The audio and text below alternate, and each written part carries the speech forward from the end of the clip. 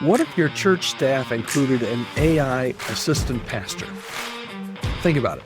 Would that be a breakthrough in ministry efficiency or just a theological disaster waiting to happen?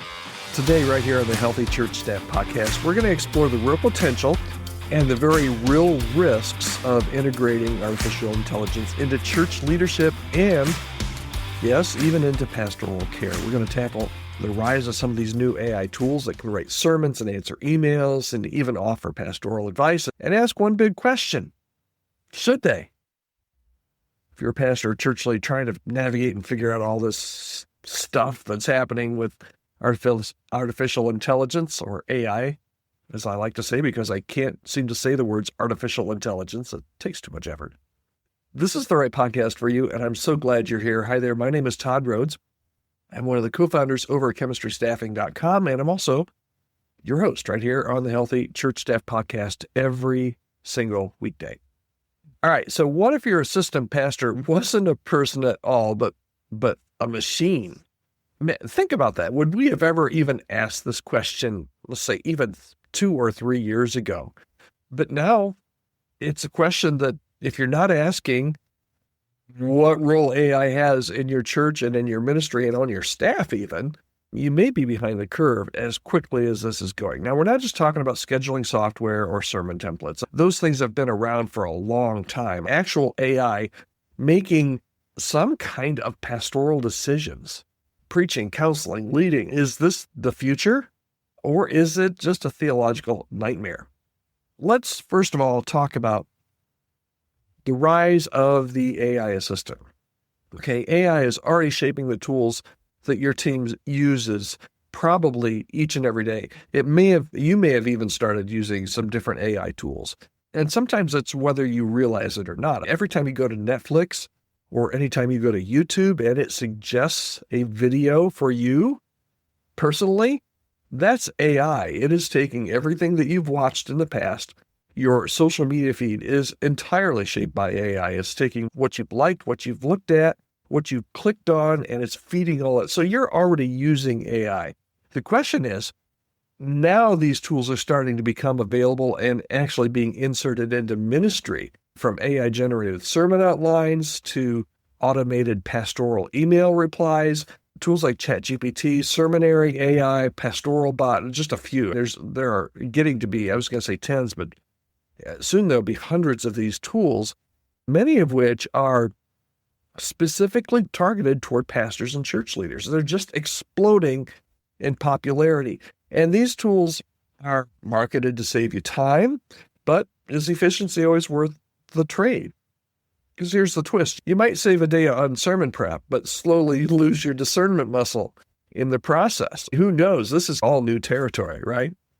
So, should we look at this as theological guidance or algorithmic guesswork? And this is kind of really where it gets kind of sticky, right?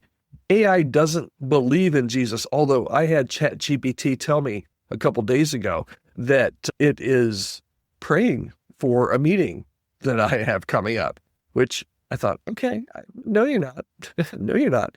AI doesn't believe in Jesus. ChatGPT and Perplexity and all the others out there, they don't have a soul. They don't have a spirit. And this is important. They don't have any conviction, okay?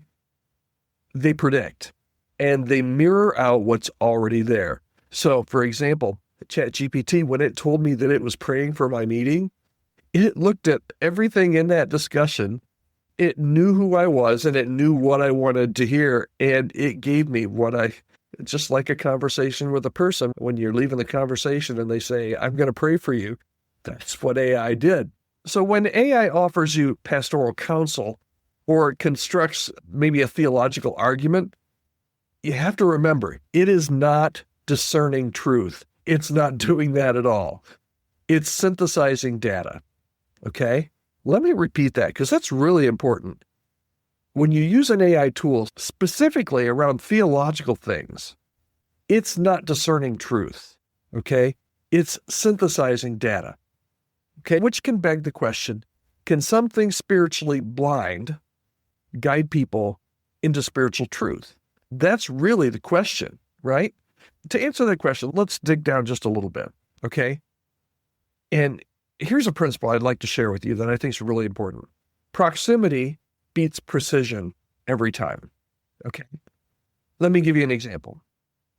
An AI assistant pastor, if we can use that term, might be able to quote Romans 8:28 flawlessly, but it can't sit in a hospital room, and it doesn't cry after you've had a miscarriage. Pastoring is incarnational. Jesus didn't send an email. He showed up. And church leaders, your presence, not your productivity, your presence is what transforms people. So let's look at a little bit of the hidden dangers of outsourcing soul work, okay? The more we let AI do the work of discernment, the more we risk outsourcing the very thing that makes ministry, right? Prayer becomes auto-generated. It can. ChatGPT, I saw a John Piper video on this where he asked ChatGPT to write a prayer as someone else. And it absolutely did a stunning job, right? But it's synthesizing, right? Prayer can become auto-generated. ChatGPT can write a crazy good prayer. Counseling, ChatGPT can give good counseling advice. But ChatGPT counseling becomes transactional. And leadership can become mechanical. And worst of all, congregations start mistaking clarity for wisdom. And those things are not the same thing. Okay, so should you use AI in ministry at all? Absolutely. Yes, I use AI every single day in my work at Chemistry Staffing. My work is not mostly theological, although it has some theological aspects to it. But I would say, yes, use AI, but use it with caution. Here's how I would say to use AI, right? Just to get started. Use AI to brainstorm. Use it to automate logistics. Use it to support your real spirit-filled leadership, but never, ever let it replace the slow, hard, sacred work of talking with people and being present. Let AI be your assistant, but never let it be your guide. AI is powerful. Okay, it is, but it's not pastoral. It is not pastoral. It cannot take your place. It can never be pastoral. So here's your next step. Be curious and be cautious, but most of all, be present, because we've talked about that before here on the podcast. Being present as a pastor, as a ministry leader, that is your superpower. I hope this helped you think a little bit differently. AI is not something that I am personally scared of. Long term, I'm with everybody else, I'm a little bit scared.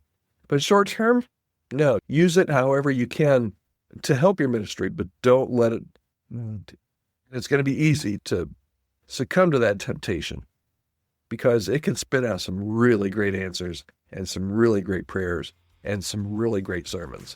But you need to be present. You need to do what God and what the Spirit has called you to do.